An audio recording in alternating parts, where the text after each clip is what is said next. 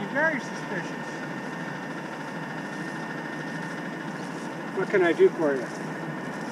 Anything at all? Can I do anything for you? Can I do anything for you? You guys need to know my name or anything? Does that help?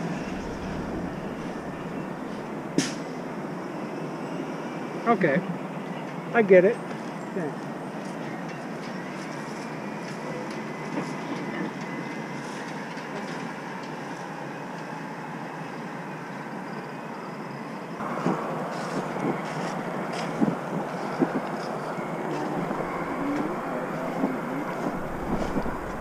I mean, I think it's probably pretty innocent, but for some reason, I don't know if they're playing some kind of game or whatever, but John, my personal phone number, I'll give you my cell phone, 206-619-4605. One white, one,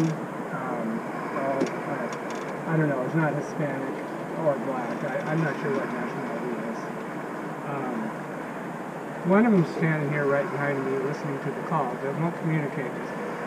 So, not sure what's going on. Oh, you know, 30, 30, 30, 30 years.